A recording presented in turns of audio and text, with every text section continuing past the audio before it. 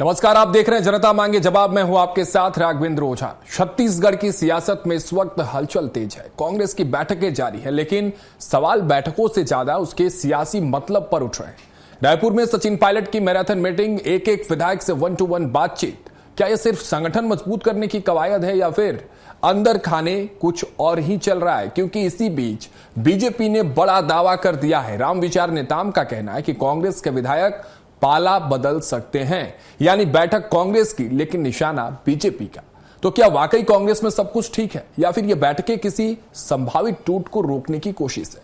क्या छत्तीसगढ़ में भी ऑपरेशन लोटस की आहट है या फिर यह सिर्फ सियासी बयानबाजी है? करेंगे चर्चा, पर उससे पहले एक रिपोर्ट देखते हैं।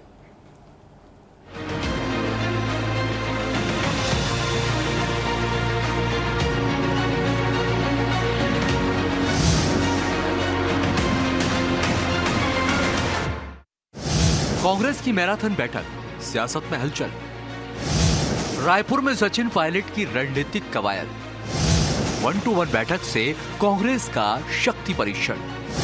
रामविचार नेताम के बयान से बड़ा सियासी पारा। कांग्रेस के विधायक बदल सकते हैं पाला। क्या कांग्रेस में मची है अंदरूनी हलचल? दीपक बैज बोले, कांग्रेस पूरी तरह एकजुट। बीजेपी पर एजेंसियों के दुरुपयोग का आरोप। क्या छत्तीसगढ़ में ऑपरेशन लोटस की तैयारी? रायपुर के राजीव भवन में दिन भर कांग्रेस की रणनीतिक बैठकों का दौर चला। प्रदेश प्रभारी सचिन पायलट ने एक एक विधायक से अलग अलग मुलाकात की। इन 1-to-1 बैठकों में संगठन की मौजूदा स्थिति, क्षेत्रीय फीडबैक और कार्यकर्ताओं की सक्रियता पर विस्तार से चर्चा हुई। कांग्रेस का फोकस साफ है, बूथ स्तर तक संगठन को मजबूत करना, कार्यकर्ताओं में नई ऊर्जा भरना और आने वाले चुनावों के लिए मजबूत रणनीति तैयार करना। कांग्रेस की इस बैठक पर कृषि मंत्री रामविचार नेताम ने बड़ा दावा करते हुए कहा कि पश्चिम बंगाल और अन्य राज्यों के चुनाव परिणामों के बाद कांग्रेस के कई विधायक पाला बदल सकते हैं। उनका कहना है कि इसी आशंका के चलते कांग्रेस नेतृत्व विधायकों को साधने में जुटा है। यहाँ कुछ विधायक पाला बदलने वाले हैं। कांग्रेस में उनका भविष्य नहीं दिख रहा है, इसलिए वो कलकत्ता और ये पश्चिम बंगाल के रिजल्ट के इंतज़ार कर रहे हैं। और जैसे वहाँ भाजपा की सरकार तो बनना ही है, बनने के बाद यहाँ भी बहुत सारे विधायक जो है टूट करके हमारी ओर आने वाले हैं। बीजेपी के इस दावे पर कांग्रेस ने पलटवार किया। प्रदेश कांग्रेस अध्यक्ष दीपक बैज ने साफ कहा कि बीजेपी विपक्षी नेताओं को ईडी, सीबीआई का डर दिखाकर अपने साथ जोड़ने की कोशिश करती है। उन्होंने कहा कि छत्तीसगढ़ कांग्रेस एकजुट है। मोदी नामक वॉशिंग मशीन है कि ईडी भेजो, सीबीआई भेजो, जांच करो और अपना वॉशिंग मशीन में डाल लो और उसको साफ करके अपने पार्टी में ले लो। ये बाकी राज्यों में डरा धमका के चल रहा है, लेकिन छत्तीसगढ़ में ये नहीं चलेगा। भारतीय जनता पार्टी गलतफहमी में। वहीं सचिन पायलट का कहना है कि बीजेपी लोगों का ध्यान भटकाने के लिए इस तरह का बयान दे रही है। छत्तीसगढ़ के जो जमीन अधिग्रहण कर रहे हैं, मनमानी तरीके से जंगलों को काट रहे हैं, चंद लोगों को मुनाफा कमाने के लिए सारे खनन और सारे उद्योग एक दो लोगों को मदद कराने के लिए करना चाहते हैं। इस बात पर जनता का ध्यान ना जाए, ये कठोर सवाल सदन में जवाब ना देना पड़े। पब्लिक को, आदिवासियों को, गरीबों को, जनजाति के लोगों को, उनको जो आप बेघर कर रहे हैं, उसी ध्यान भटकाने के लिए इस प्रकार की बेबुनियाद बातें कर रहे हैं। छत्तीसगढ़ की सियासत में इस वक्त दो तस्वीरें एक साथ नजर आ रही हैं।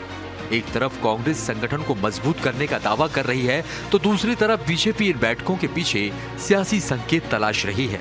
सचिन पायलट की ये मैराथन बैठकें क्या वाकई संगठन को नई ताकत देंगी या फिर रामविचार नेताम के दावे आने वाले किसी बड़े राजनीतिक घटनाक्रम की ओर इशारा कर रहे हैं? अब बड़ा सवाल यही है कि क्या छत्तीसगढ़ में सब कुछ ठीक है या अंदर खाने कुछ और ही पक रहा है? क्या कांग्रेस पूरी तरह से एकजुट है या फिर टूट की आहट है? और क्या बीजेपी वाकई किसी बड़े सियासी खेल की तैयारी में है? स्वराज एक्सप्रेस के लिए रायपुर से दिलीप साहू की रिपोर्ट।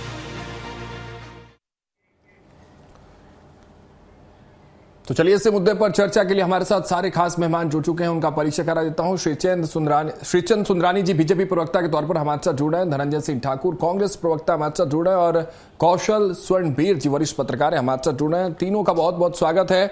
शुरुआत कर रहा हूं धनंजय जी आपसे, सब कुछ ठीक है या जो बात कृषि मंत्री कह रहे हैं उसको किस तरह से देख रहे हैं? क्या स्टैंड है उस बात पर? क्या बैठक रणनीतियों के लिए कांग्रेस कर रही है, संगठन को मजबूत करने के लिए कर रही है? जो भारतीय जनता पार्टी जो बात कर रही है कि डर पर पर्दा डालने की कोशिश कांग्रेस कर रही है, हैशटैग डैमेज कंट्रोल की कोशिश। धनंजय जी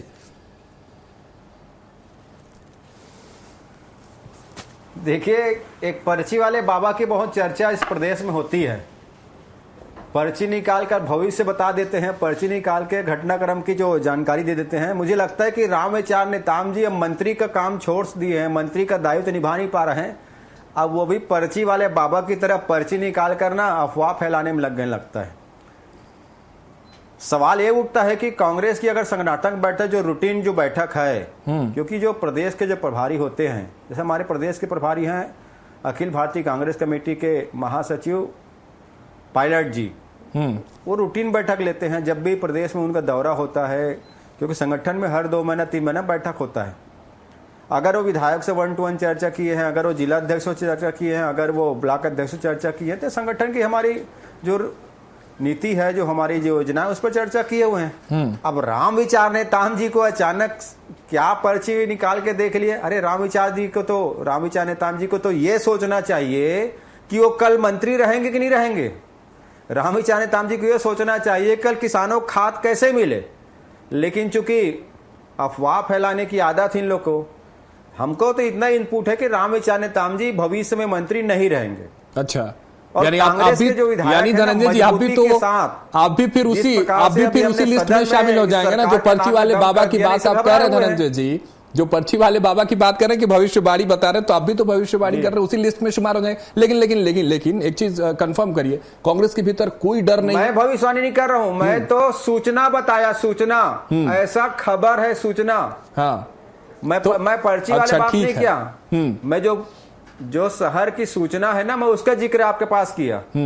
ठीक है सुंदरानी जी, सूचना मिल गई मोदी जी। सुंदरानी जी आ रहा हूं सवाल से पहले जब आपके पास है मैं पहुंच रहा हूं। सवाल यही है कि कौन सा लिंक है भारतीय जनता पार्टी के पास, जो बात धनंजय जी पूछ रहे हैं, कौन सा वो खुफिया सूत्र है? देखिए हमारे तक भी ये खबर नहीं आई कि कांग्रेस के कुछ बड़े नेता जो है वो शामिल होने। कौन सा आधार है जिस पर यह इमारत रामविचार नेताम जी ने गढ़ा है? सुंदरानी जी। राघवेंद्र जी, कोई सूत्र की आवश्यकता नहीं होती। अच्छा, रामविचार नेताम जी बहुत सीनियर लीडर हैं, विधायक हैं, मंत्री हैं। सदन में विधायकों से उनकी बात होती है, कांग्रेस के विधायक उनके संपर्क में। एक जिम्मेदार नेता है, गंभीर नेता है, कभी भी गैर जिम्मेदाराना बयान नहीं देते। बड़ी संख्या में कांग्रेस के विधायक कहीं न कहीं निराशा के वातावरण में चल रहे हैं। और मैं एक खबर और आपको देना चाहता हूं कि आप देखिएगा थोड़े दिनों के अंदर दीपक बैज जी प्रदेश अध्यक्ष पद से हटा दिए जाएंगे। वहीं विधायक दल के श्री चरणदास महंत जी को भी हटाया जाएगा। इसलिए हटाया जाएगा कि विधायक उनके कंट्रोल में नहीं है, विधायक उनसे संतुष्ट नहीं है, विधायक उन्हीं के कारण कांग्रेस छोड़ना चाहते हैं। ये निश्चित रूप से तथ्यात्मक बात है। और रामविचार नेताम जी ने बहुत सारी बातें अभी नहीं कही है प्रेस के सामने, लेकिन वास्तविकता के करीब है उनकी खबर। रहा सवाल कांग्रेस पार्टी 1-to-1 जो बात कर रही है, चाहे जिला अध्यक्षों से, कहीं न कहीं वो प्रदेश के अध्यक्ष का फीडबैक भी लेने का काम कर रहे हैं। क्योंकि जो 2.5 साल का कार्यकाल रहा है कांग्रेस पार्टी का, बड़ा निराशाजनक रहा है, ऐसा कांग्रेस के नेता मानते हैं। क्योंकि भारतीय जनता पार्टी के सरकार के खिलाफ तो कोई एक भी आरोप लगाने की इनके पास कोई साधन है नहीं, कोई उपयोगिता भी नहीं है, क्योंकि सरकार साए काम कर रही है, विष्णुदेव साय सरकार। तो कितने विधायक है, कितने बड़े नेता? सुंदरानी जी, जो लिंक आप तक है, कितने बड़े विधायक या बड़े नेता इन 5 राज्यों के चुनावी नतीजों के बाद बीजेपी का दामन थाम रहे हैं? वो आंकड़ा आज जरा सा दर्शकों को बताइए कि आपके पास जो लिंक मिल रहे हैं, जो सूत्र हैं, क्योंकि ये बड़ी खबर हो जाएगी ना, आज हम इसको ब्रेक कर सकते हैं अगर आप कुछ बता दे तो। नहीं, मैं आपको बता रहा हूं ना कि प्रदेश अध्यक्ष भी बदले जाएंगे और नेता प्रतिपक्ष भी बदले जाएंगे और विधायकों की संख्या बड़ी संख्या है, छोटी संख्या नहीं है। क्योंकि दल बदल कानून न लगे इसके लिए पर्याप्त संख्या जुटाई जाने की खबर है। क्योंकि कम अगर विधायक दल बदल करते हैं तो विधायक ही जा सकते हैं। धनंजय जी, इसलिए वो आंकड़े तक पहुंचना चाहते हैं। धनंजय जी, एक छोटा सा रिएक्शन, ठीक है, आंकड़ा हो जाए तभी दल बदल की संभावना बनेगी। धनंजय जी, वो डर है क्या जो बात बार बार सुंदरानी जी भी कह रहे हैं, बीजेपी जो बात कह रही है वो डर है कांग्रेस के भीतर अभी? और इस साय के सुशासन का जो जी, अरे वो डर की बात जो लगातार कह रही है कि भारतीय जनता पार्टी कांग्रेस के भीतर डर घर कर गया है कि उनके लोग जाएंगे, उससे पहले डैमेज कंट्रोल की तैयारी है कि भाई नेताओं को मना लिया जा रही, तो चुनावी जैसे ही चुनाव के नतीजे आएंगे लोग निकल लेंगे भारतीय जनता पार्टी की तरफ। अभी तो डरे हुए नरेंद्र मोदी जी हैं, देख नहीं रहे ट्रम्प के आगे घुटना टेक दी है, कुछ बोल नहीं पा रहे हैं, न रसोई गैस दे पा रहे हैं, न पेट्रोल दे पा रहे हैं, न लोगों को रोजगार दे पा रहे हैं। तो डर तो नरेंद्र मोदी जी का दिख रहा है। अब जब नरेंद्र मोदी जी ही डरे हुए हैं तो भारतीय जनता पार्टी के प्रवक्ता भैया हमारे सुंदरानी जी की हम बात कर लें या मंत्री रामविचार नेताम जी की बात कर रहे हैं, डर तो सबको दिखता है क्योंकि डरे हुए हैं। क्योंकि कांग्रेस पार्टी है वो जनता की आवाज उठा रही है, साय के जो कुशासन के खिलाफ जनता की लड़ाई लड़ रहे हैं। साय साय बिजली का बिल बढ़ गया, साय साय स्कूल बंद हो गया, साय किसानों को जो, अरे ठीक है ना, ये इस पर आज चर्चा नहीं हो रही ना धनंजय जी। कांग्रेस के नेता साय साय बीजेपी का दामन क्यों थाम रहे हैं, इस पर जवाब दीजिए आप। कांग्रेस के नेता साय साय बीजेपी का दामन क्यों थाम रहे हैं, उसको लेकर क्या कांग्रेस कर रही है? कौन थाम अभी बता दीजिए। रामदयाल उइके कौन थे? साय साय झूठ बोलने लग गए। अरे रामदयाल उइके कौन थे? हमको झूठा मत करा दीजिए, मैं पूरे लिस्ट तैयारी के साथ आता हूँ। प्रमोद शर्मा कौन थे धनंजय जी? अभी कौन था मैं बताओ ना। रामदयाल उइके कौन थे? प्रमोद शर्मा कौन थे? शिशुपाल शोरी कौन थे? अनूप नाग कौन थे? चंद्रशेखर शुक्ला कौन थे? हमें झूठा कह रहे हैं। कांग्रेस में आए थे, आप भी साय झूठ बोलते हैं। कौन शिशुपाल की जानकारी इकट्ठा कर लीजिए। अरे 2003 में कितने बीजेपी के 13, तो आप लिस्ट बताइए ना, ये मत कर दीजिए कि हम झूठ बोल रहे हैं। आप बात इस पे हो रही है, आप पता नहीं कहां बात को घुमा रहे हैं। कांग्रेस की बात कर रहे हैं भाजपा के प्रवक्ता की तरह, तो भाजपा बताइए ना।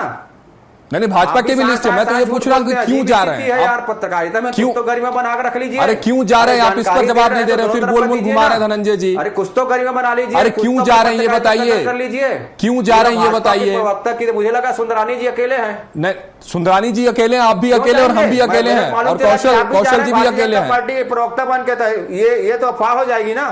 मैंने क्यों जा रहे हैं इस पर जवाब फिर आप नहीं दे रहे हैं। सुना हूं क्या ये सच है? क्या कांग्रेस के कोई नेता अब तक नहीं गए हैं बीजेपी में? प्रवक्ता बन गए, सुना। अरे मैं लेता सुंदरानी जी से भी जवाब, आप हमसे लड़ने लगे, आपको सुंदरानी जी से लड़ना है, आपको सुंदरानी जी से लड़ना है, बहस आप हमसे नहीं करेंगे। बीजेपी प्रवक्ता की तरफ बात कर रहे हैं। अब आपको वो बात बीजेपी प्रवक्ता की तरफ से लग रही है तो आपको लगे, क्योंकि सच है। चलिए ठीक है, कौशल जी कांग्रेस की मतलब बीजेपी के प्रवक्ता है ना। अरे मैं कैसे बीजेपी का प्रवक्ता हो सकता हूं? ये तो आप टप्पा लगाते हैं पत्रकारों पर कि हम लोग बीजेपी के प्रवक्ता हो गए हैं। सच कह दो तो बीजेपी के प्रवक्ता हो गए, आपके तरफ से बात कर दी जाए तो कांग्रेस के प्रवक्ता हो गए। ये ऐसा थोड़ी होता है। कौशल जी किस तरह से देख रहे हैं इस तरह की बैठकों का सिलसिला तो जारी है छत्तीसगढ़ में? कौशल जी किस तरह से आप देख रहे हैं, क्या ये संगठनात्मक कवायद है या किसी बड़े राजनीतिक संकेत की ओर इशारा कर रहे हैं?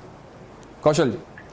राजेंद्र जी देखिए, इस तौर पर जब ब्लॉक अध्यक्षों की नियुक्ति, मंडल अध्यक्षों की नियुक्ति हुई और उसके बाद जब अभी नियुक्ति हुई है, तो उसके बाद से जो सचिन पायलट जी का जो दौरा है वो कहीं न कहीं एक बैठक को इशारा करता है और ये संगठनात्मक बैठक इसको माना जा सकता है। निश्चित तौर पर विधायकों से 1-to-1 की जो बात हुई है उस पर भी हमको लगा कि क्या ऐसा मामला है कि इनको विधायकों से 1-to-1 चर्चा की गई।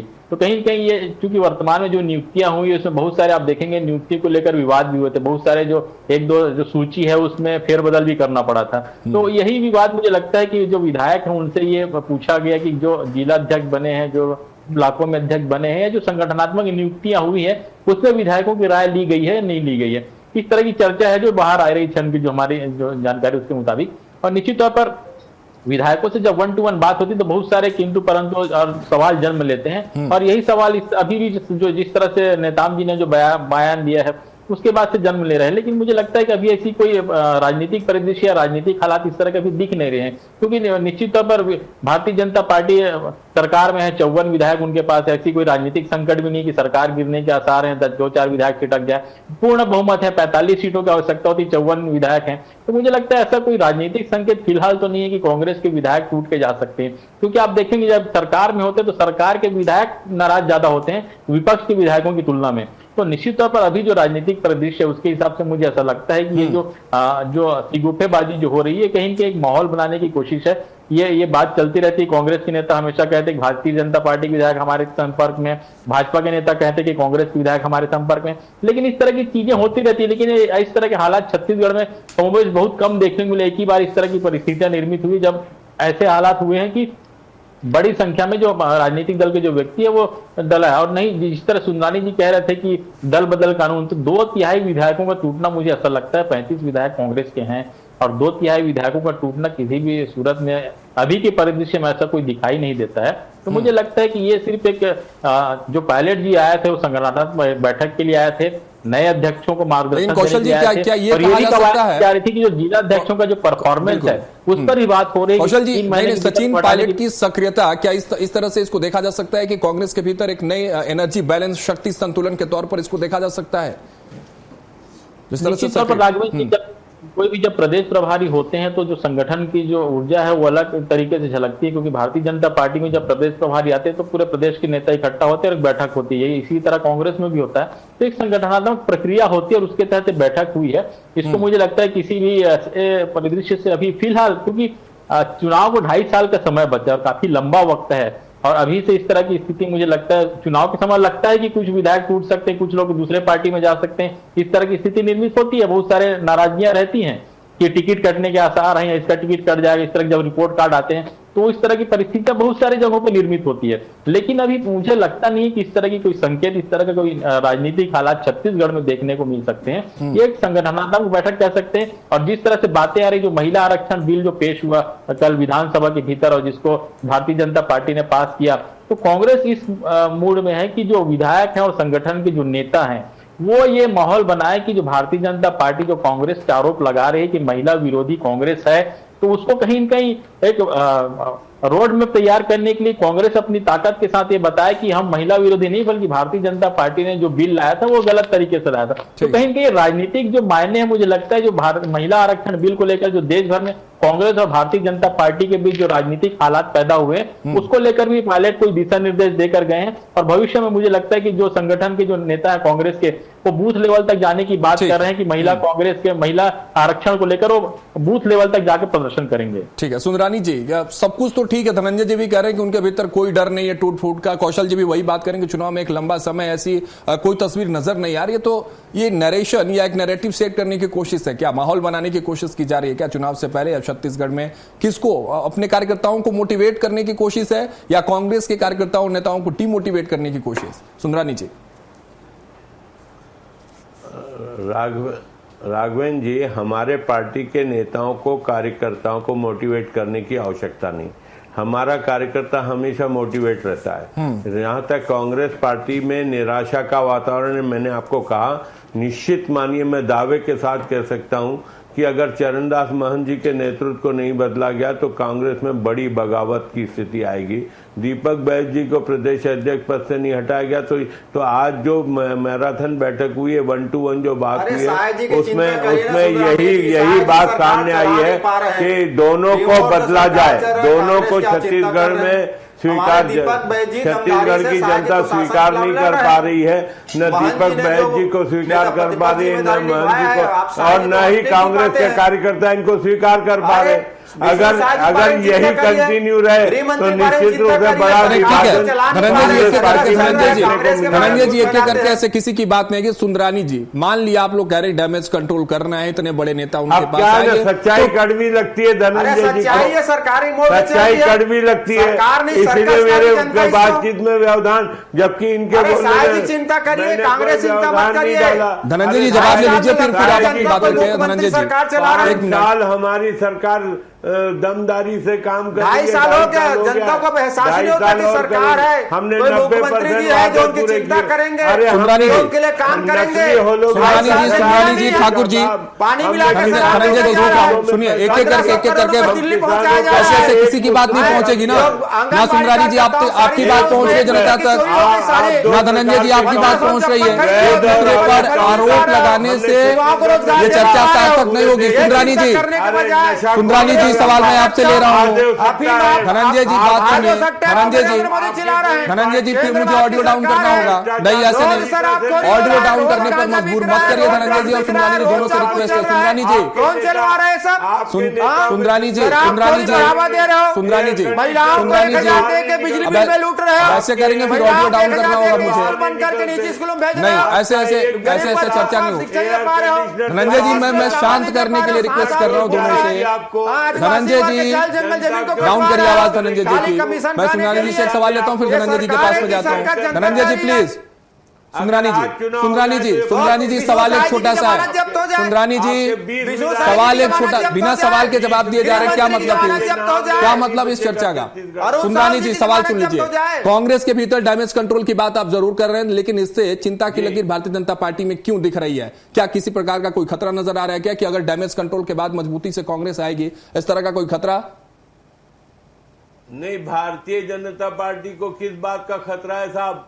भारतीय जनता पार्टी तो दिन ब दिन आगे बढ़ते जा रही है, विश्व स्तरीय पार्टी बन गई, सबसे बड़ी पार्टी। अब अमेरिकन चुनाव लड़ेंगे। अरे धनंजय जी सुन लीजिए, आपको आता हूँ, आपके पास समय जाया हो रहा है। बांग्लादेश में चुनाव लड़ेंगे, पार्टी सबसे बड़ी, ये वर्ल्ड की पार्टी है, राजनीतिक। ये सऊदी अरब में जाकर चुनाव लड़ेंगे, यहाँ तो जनता काम नहीं कर पा रहा है, राज्यों में यहाँ वादा गारंटी पूरा नहीं कर पा रहा है। राज्यों में भारतीय जनता पार्टी की ये अपना ट्रम्प के खिलाफ चुनाव लड़ेंगे। नरेंद्र मोदी जी इतनी बड़ी विश्व की पार्टी है, पाकिस्तान जा चुनाव लड़ेंगे नरेंद्र मोदी जी। ठीक है धनंजय जी, आप बता दीजिए अब आखिरी कमेंट आपसे धनंजय जी, छत्तीसगढ़ में कांग्रेस का फोकस क्या है? नहीं है, विश्व की पार्टी है, धनंजय जी बच्चों की तरह लड़ रहा है, जनता आपको देख रही है, जनता आपको देख रही है, छत्तीसगढ़ के लोग आपको देख रहे हैं और इस तरह से आप ऐसे थोड़ी होता है। धनंजय जी बंगाल चुनाव के बाद ये शर्मा जी को हटाया जा रहा है, बंगाल चुनाव में अरुण साहू जी को हटाया जा रहा है। छत्तीसगढ़ की अभी बात करते हैं, कहाँ बंगाल पहुंचे, असम केरल तमिलनाडु ले चलेंगे। बंगाल चुनाव बात तो सुनो धनंजय जी कांग्रेस का फोकस क्या है छत्तीसगढ़ में? जल्दी से 30 सेकंड में रिएक्शन दीजिएगा, क्या फोकस है? कार्यकर्ताओं को, नेताओं को एकजुट करना है या फिर संगठन को मजबूत करना है? प्रदेश की जनता को मोदी की गारंटी के वादे को पूरा कराने के लिए सरकार को मजबूर करना, युवाओं को रोजगार दिलाना, अपराध मुक्त छत्तीसगढ़ का वादा करने वाले बाहर नहीं निकलते। ये सरकार पूरी तरीका से घुटना में चल रही है, अडानी की गुलामी कर रही है। युवाओं को ना रोजगार दिया जा रहा है, ना किसानों को खाद दिया जा रहा है, ना बिजली के दाम कम किए जा रहे हैं, ना चावल मिल पा रहा है, ना दवाइयां मिल पा रही है। ठीक है, हमारे पास समय कम है। कौशल जी का रुख करता हूँ, लोग आपस में लड़ते रहे हैं, फिर चर्चा समय जाया हो रहा है। कौशल जी ऑडियो डाउन करिए, दोनों लोग के ऑडियो डाउन करिए। कौशल जी आखिरी कमेंट और महत्वपूर्ण कमेंट आपसे चलते चलते। और ये अरे सवाल हूँ कौशल जी से, धनंजय जी और सुंदरानी जी प्लीज। मुख्यमंत्री के क्षेत्र में आदिवासी। कौशल जी सवाल आपसे ये कि कुल मिलाकर जो ये मैराथन बैठकें हो रही है छत्तीसगढ़ में कांग्रेस के भीतर, क्या इससे संगठन की मजबूती होगी? आने वाले दिनों में ये फायदे का सौदा होगा कांग्रेस के लिए या खतरा भी हो सकता है इससे? कौशल जी। पार्टी का राघवन जी देखिए, निश्चित तौर पर जब बैठकें होती है तो बहुत सारे दिशा निर्देश दिए जाते हैं और बहुत सारी चीजें बातें भी होती हैं, क्योंकि संगठन की अलग प्रक्रिया होती है, निचले स्तर पर कामकाज की प्रक्रिया होती है। मैं पहले कह रहा था कि जो जिला अध्यक्ष है उनके परफॉर्मेंस 3-3 महीने में रिपोर्ट जांचने की पहली बार परंपरा छत्तीसगढ़ में शुरू हो रही कांग्रेस के द्वारा, और काफी अच्छी बात है। यदि जिला अध्यक्षों का परफॉर्मेंस जांचा जाएगा और वो फेल होते हैं तो बदलने की जो प्रक्रिया है, निश्चित तौर पर इससे कांग्रेस के जो लीडर हैं उसमें कहीं एक डर रहेगा, उनको काम करना पड़ेगा। बहुत सारे जो नेता हैं सिर्फ पद लेके घूमने लग जाते हैं, तो मुझे लगता है कांग्रेस संगठन इस दिशा में सोच रही, अच्छी बात है। और कांग्रेस के भीतर यदि निचले स्तर पर मंडल अध्यक्ष बनाने की बात पहली बार हुई है और पंचायतों में अध्यक्ष बनाने की बात पहली बार छत्तीसगढ़ में हुई, तो मुझे लगता है कांग्रेस सही दिशा में आगे बढ़ रही है। एक बार उनको ये देखना होगा कि जो गुटबाजी और जो मनमुटाव बड़े नेताओं के बीच होता है वो ना हो, और निचले स्तर तक कांग्रेस को कैसे मजबूत करे, इस पर फोकस होकर काम करे, तो छत्तीसगढ़ में मुझे लगता है कांग्रेस एक नई दिशा में आगे बढ़ेगी।